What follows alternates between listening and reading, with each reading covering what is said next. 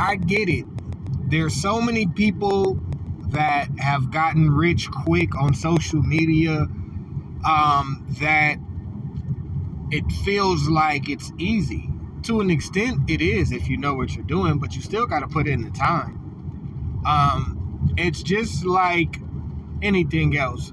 There was a period of time where you could go viral on the internet and make lots of money, but now, since many people want to get some of the success from social media, it's become more competitive. It's not as easy to build a following, to build traffic. It's just not easy anymore. So, because of that, it changes the dynamics.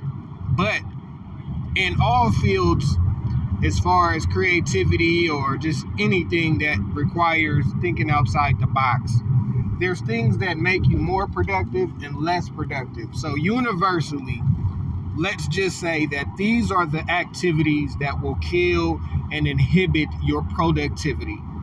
So number one is like getting lost on social media. I do it all the time. I have to fight to stay focused on social media because there's so many things that spark interest. I have a short attention span. I also have ADHD, so it's hard, but I stay focused. Sometimes I have to turn off everything else and all my other devices so I could focus and tune in on what I'm doing. Number two, what would that be?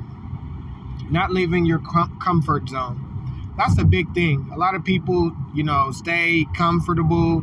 They only do things. They stay around people and circles that only agree with them. I only have a couple people that usually agree with me, and we might talk a couple times through the week, but the majority of the people that I'm around have different points of views and things like that. And then I'll even take it a step further. There's people that challenge me just for the sake of challenging me because I'm confident in my ability.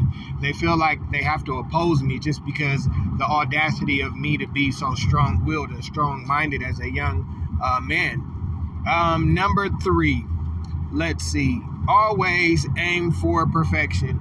That doesn't mean you have to scold yourself if you're not perfect or obsessed, but you should try to do your very best, meaning that sometimes we give minimal effort and we want maximum results. Try to make things as perfect as possible. If you don't have the energy now, don't be afraid to go back a second round or a third round. The one thing that I've learned as a professional is taking your time, doing second drafts, third drafts, not expecting a final draft on the first take. That's one of the things in almost everything that's allowed me to build and progress. Number four, sitting down all day. You got to move around.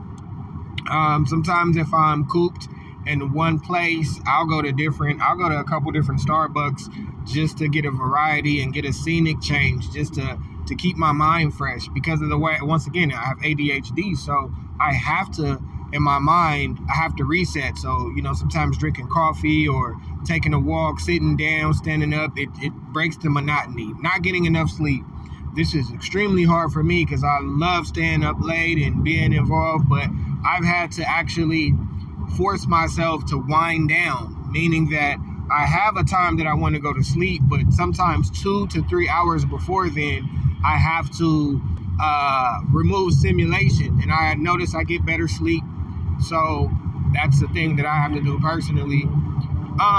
Let me see. Overanalyzing everything.